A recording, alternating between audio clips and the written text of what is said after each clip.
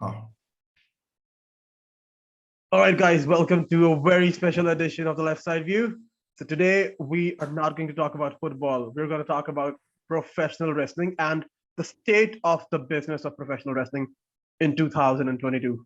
So, before we dive into it, I guess we can start, about our hobbies. I mean, things that we love to see in professional wrestling, things that made us a fan of the business, our all time maybe favorite professional wrestlers, the wrestlers that are in our Mount Rushmore. So I guess uh, I'll talk about my four favorite wrestlers of all time. The four wrestlers that are in my Mount Rushmore.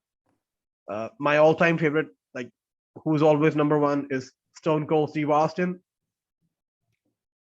Like I don't really even need to explain why. The guy who drew me to the business, Stone Cold Steve Austin. Number two, The Rock. Again, the most electrifying man in all of entertainment. The Rock, Dwayne The Rock Johnson. Third and fourth were really close, but I would like to, maybe a surprise inclusion. But yes, uh, the way this man carried the business, WWE for more than a decade, it's got to be John Cena. I know it's an unpopular opinion, but yeah, it's John Cena.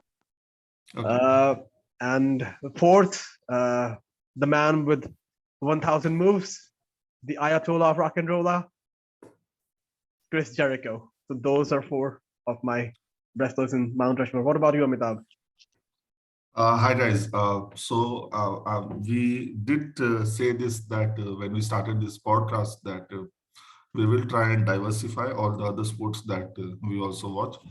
So today we start off with professional wrestling. Coming to my top four, I think it will be top five. The first has to be The Undertaker, without the shadow of any doubt. The guy has actually carried WWE for the last 30 years. His dedication towards the sport, uh, his enigma, even in the locker room, he was like the team leader of the talent. So, and I mean, until very recently, when he was about to retire, did he start meeting with the media and stuff? Or before that, he was always in character, even in malls and airports and stuff like that. So his sheer dedication, he has to be right there at the top. Uh, the second one, maybe for his talent on the mic, because see, professional wrestling has so much to do on your mic skills as well, acting skills, because there's only so much you can do with your in-ring performance. So the second one will be Dwayne Johnson, The Rock. He had the whole WWE universe, I mean, the whole wrestling universe rather, in the palm of his hands. Um, the third one will be Kurt Angle, quite frankly. The humor he brought, and of course, his professional wrestling background. So he was someone, and when I was watching them as a kid, I mean, I did not realize the kind of talent they had, the kind of intelligence that one requires to get a storyline developing, and in order to present your storyline and how you take the story to another level slowly and silently. So third one is Kurt Angle, and finally, of course, Y2J, right from his debut when he interrupted The Rock in '99, and to all the facets, everything.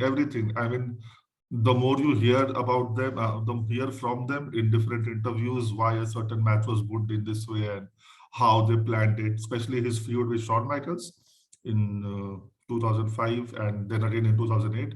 So, oh my God. So, I mean, the attention to detail that that guy has, I don't, I mean, I don't like comparing people, but yeah, I mean, he is just something else. Again, honorable mentions to Mick Foley for the way he just put his body on the line every time, every chance he got, right? And I know I missed out on Cena and Austin, who were like really crowd favorites and McMahon favorites, but their act had, you know, their stardom was built in the storyline per se.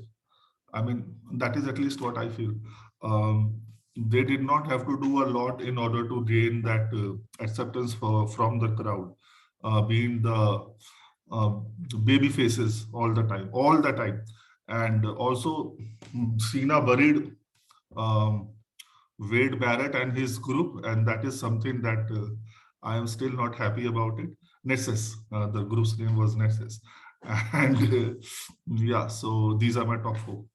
Rahul? Great picks, Amitabh. All right, so since we are talking about professional wrestling, I think I would be remiss, to not start with hold your suspense, hold your breath, guys.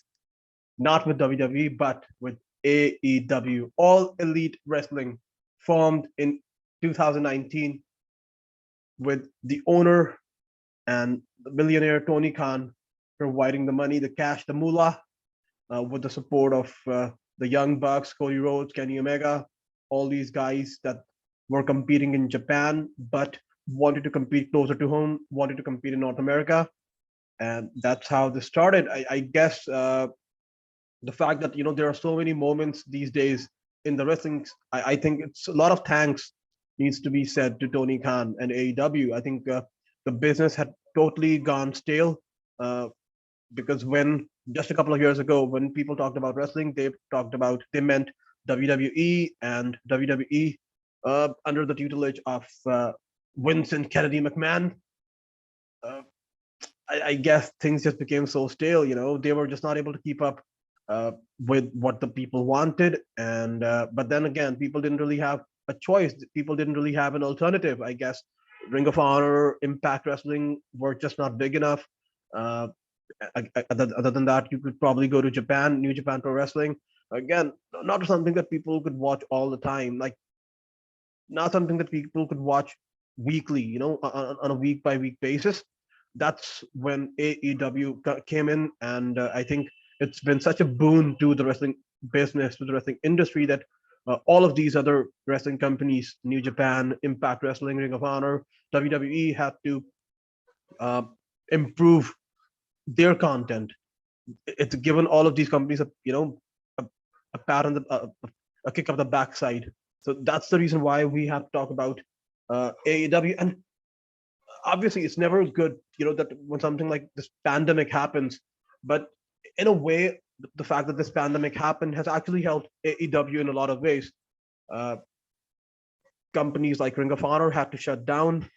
They just shut down last month their operations and will be back in April. So all of the talent that was contracted to Ring of Honor is free to leave the company.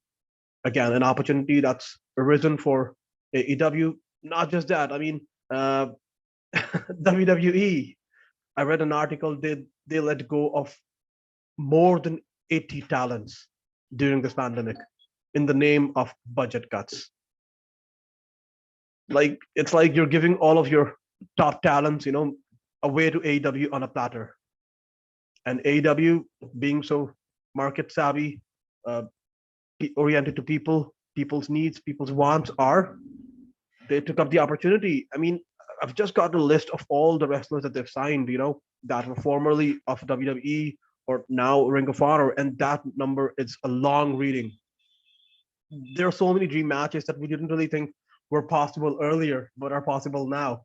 We've actually seen quite a few of those matches. We've already seen someone like Brian Danielson or Daniel Bryan, to people who only follow WWE. Brian Danielson versus Kenny Omega, a 60-minute time limit draw. We've already seen, all these wrestling, all these WWE NXT guys. Uh, these days, they're just letting their contracts expire because they just know that even if, like, till the time they're in NXT, they still, have they can still have a good match.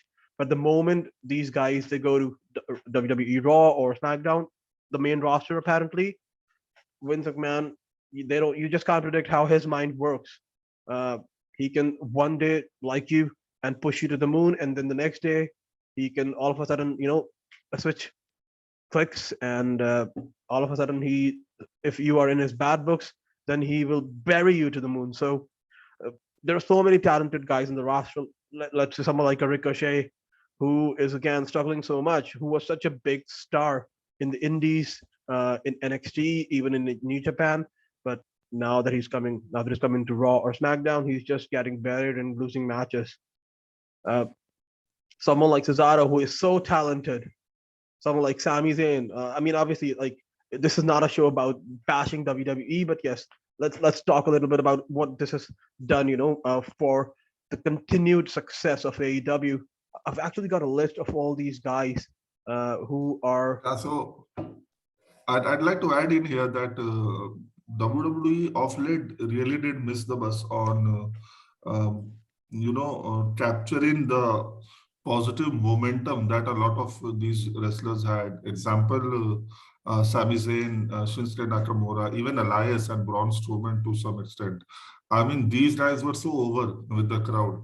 And WWE just, first of all, either they did nothing or they put them so hopelessly again against people like Brock or maybe Cena, and they just kept them, made them lose each and every match, and all that momentum was just out of the window, and that is how the disgruntlement started actually. I read somewhere that Vince McMahon vetoed every script that wrestlers were supposed to say and stuff like that. And it is not possible in a live event. You cannot be so prepared and read lines because you have to feed off the energy of the crowd. Some of it has to be impromptu. Of course, there will be guidelines. Don't cross this limit.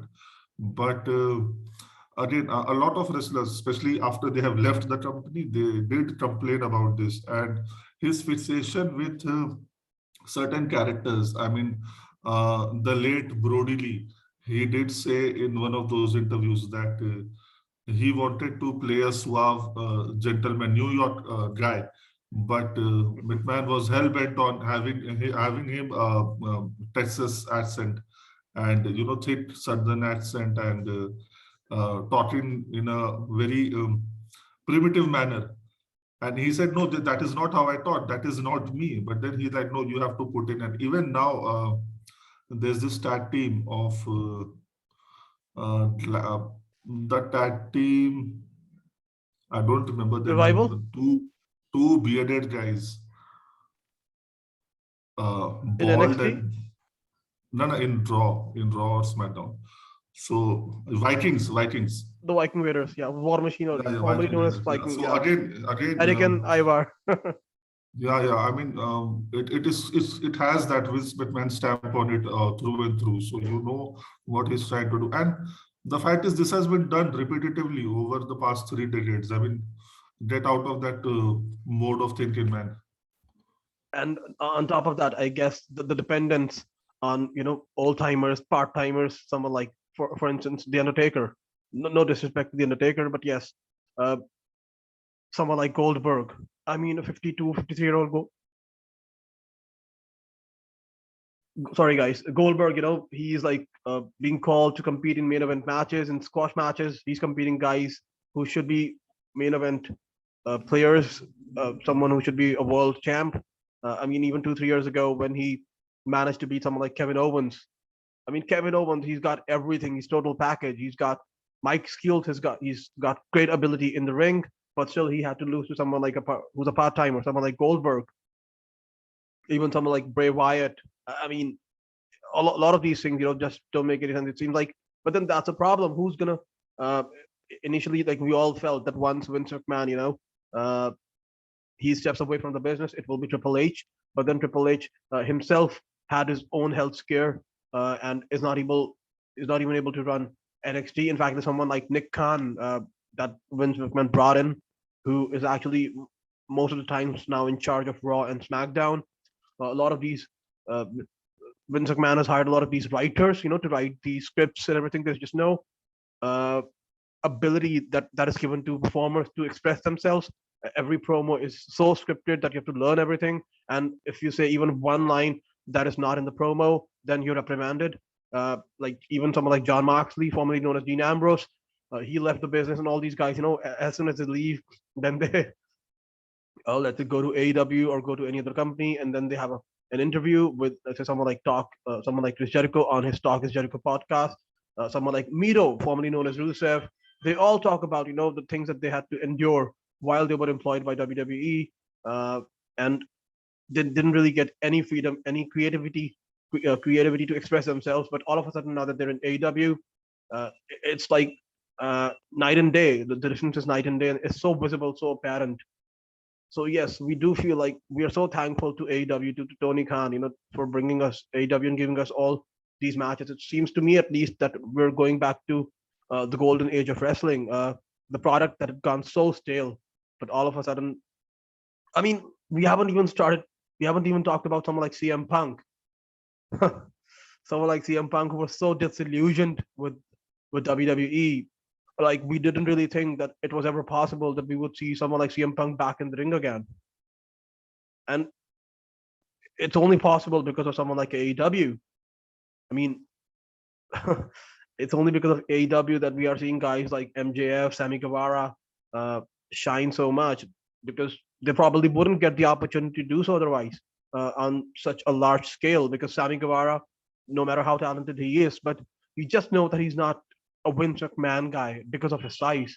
Whereas even someone like MJF, I remember he had the same promo, I'm better than you, and you know it. And he even put in a film, he sent a clip to WWE. I think even Triple H saw it, but that they didn't really do anything about it. They didn't really sign him, and now all of a sudden he has become this star for AEW, and now everyone is after him. They just want to sign him as soon as his contract expires. So even though he still has a contract till 2024, if I'm not wrong, because he keeps mentioning it. So yes, there are so many guys. Like, even these days, we're seeing this promo battle between MJF and CM Punk. We just didn't think it was possible. We've got guys like Darby Allin, who's this enigma. He reminds me of a certain charismatic enigma. Jeff Hardy, again, putting his body on the line in all of his matches, but again, because of his size, would never be a star in a company like AEW and in WWE. WWE would always promote guys because of their size. Even someone like Braun Strowman, I guess Braun Strowman left because now they've got Omos, a former basketball player who's even taller than Braun Strowman. So they just feel that now that they've got Omos, they don't need Braun Strowman. Omos is so green in the ring that he had to be paired with someone like a veteran AJ Styles, someone with an experience of 20 years. But even now they are feuding, and in a way, it did, I guess, hamper AJ Styles' push as a singles wrestler. So let's see, now that they've broken up, maybe in 2022, maybe there are bigger things at least planned for someone like AJ Styles. Someone like Omos doesn't hold him back anymore. Anything that you want to add here, Amitav? Yeah, so I mean, we did not want it to be a WWE bashing session, but I guess it has turned out to be that way. One thing that I would like to say is, when AEW started, skeptics said that it is basically a product for people of our age group who have in their childhood watched WWE and liked the product in a certain manner, and they would replicate that. But given their popularity, even among the young crowd right now, I think they know how to do things well, how to build up a storyline, which is so important in professional wrestling. And the way they have built up MJF versus Jericho, or now MJF versus CM Punk, just a couple of examples. Even CM Punk versus Darby Allin was beautifully set up, and there are a plethora of such examples. So again, coming back to bashing WWE, there seems to be no plan. I mean, especially in the last 5 years, once John Cena started working in Hollywood, initially part-time and then full-time, their only solution to everything was brought the champion, or bring back Goldberg and make him the champion and stuff like that. I mean, when who was that guy? The one who defeated Brock Lesnar in Royal Rumble. Drew McIntyre. And then McIntyre. So he was earmarked there's a video in 2009 or 10 when McMahon says that I see you as a champion in future and stuff like that. And when that happened, I said, okay, maybe now Brock will not hold the title, and lo and behold, today Brock is the champion again. So I don't know what kind of they are like going from pay-per-view to pay-per-view, not really thinking of the long term. And I when it guess comes to even that WrestleMania, is even that is a long time that you mentioned. I think they don't even go from pay-per-view to pay. They go from one Raw to another Raw, or even Raw to SmackDown. That's how yeah, instantly the plans change with WWE. and their final goal, especially when it comes to WrestleMania and stuff, is get that recall effect, bring back the oldies, and get that huge pop, and the matches can be average. Here is where AEW does not disappoint. It gives you that first of all the storyline, the momentum, and finally the matches also deliver. The in-ring performance is so much better than the in-ring performance of the WWE guys. And yeah, a few things, especially the COVID, have helped them. They have been able to sign a lot more stars rather than poaching them, waiting for their contracts to end. But now the challenge for AEW is to manage all these huge egos, because you can have only so many storylines running parallelly, and with so much talent, someone or more than someone, they are bound to be unhappy, and how you manage that becomes a challenge. For that we have to wait and watch how they manage it. But the initial couple of years, AEW has been a breath of fresh air, especially for us wrestling fans, and really enjoy the mic skills, the acting skills, and the in-ring performance. The total package is just perfect for now. Rahul? So there's one thing that I would like to say here. I think it's in a way an appreciation of WWE. So I guess people in WWE have understood that there's nothing that they can do to change how Vince McMahon understands the business. So which is why what they've done is, which is in a way a good thing, that initially the way that they used to run WWE NXT has changed. Um, they used to sign all these guys like Ricochet and a lot of these players, wrestlers who were good on the independent scene, but as soon as they came to NXT, they were doing great. But the moment that these guys went to Raw or SmackDown, they started to struggle. But that's where at least they've done one thing right, which is they've changed their philosophy when it comes to signing wrestlers.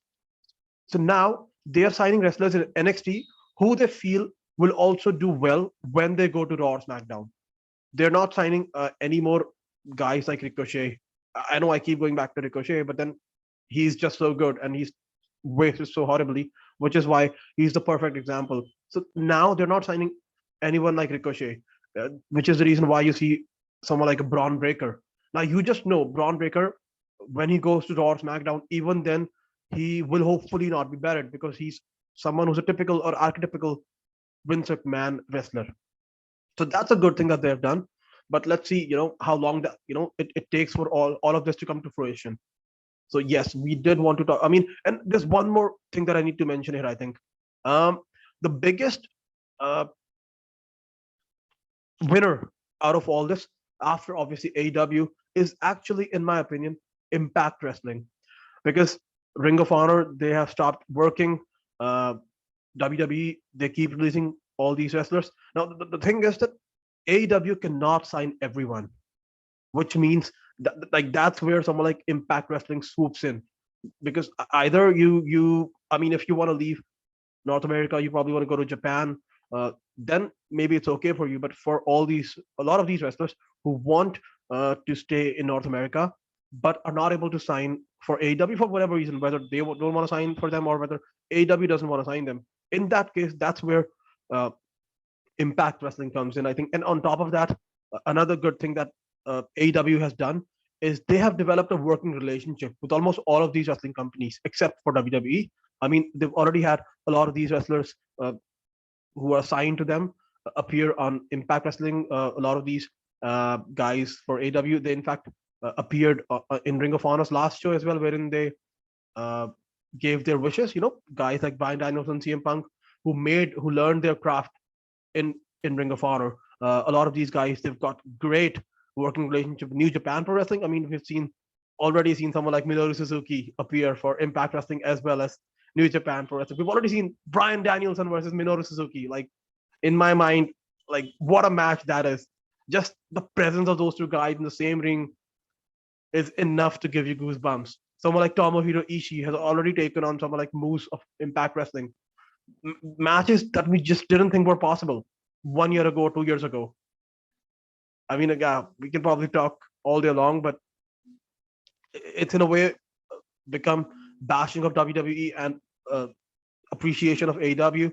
But then, yeah, these two companies are so opposite right now. And then on top of that, all these other companies like New Japan Pro Wrestling, Impact Wrestling. I think there's one more thing that I would like to say about New Japan is because first of all, it's Japanese company, so not all of the talent that we see in North America will probably want to go and live in New Japan, or I mean, maybe go but not live in New Japan, which is the reason why their talent pool is not as big as WWE's or AEW's, which is the reason why at times a lot of these matches they get repetitive because no, even if like for instance in AEW, you probably let's say you can have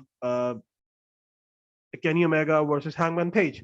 Now you can have that match, but because the talent pool is so big that you will not have this all the time. You cannot watch this match all the time. Whereas in someone like New Japan Pro Wrestling, because there are only like 6 or 7 top guys, so it's only those 6 or 7 guys that keep having a match with each other. Like Tatsuya Naito versus Okada, uh, Tomohiro Ishii versus Minoru Suzuki. Like I'm not really sure how often you can watch the same match, which is the reason why this pandemic has actually really hampered New Japan Pro Wrestling, in my opinion. Because at least before the pandemic, what we would see is at least in their big shows, we would see someone like Chris Jericho show up in New Japan Pro Wrestling. Now we've already seen Chris Jericho versus Kenny Omega before AEW, which was a great match. We've already seen someone like Hiroshi Tanahashi versus Chris Jericho. But because of the pandemic and the travel restrictions, that is something that has really hampered the New Japan product, which is another reason why a lot of these guys that are released by WWE, they end up either going to AEW or they end up going to Impact Wrestling. So I think we've covered the top 4 wrestling or 5 companies, in my opinion. Other than that, I think you obviously have, maybe there will be a good match in Japanese pro wrestling other than New Japan. There's the independent scene where you will always have a good match.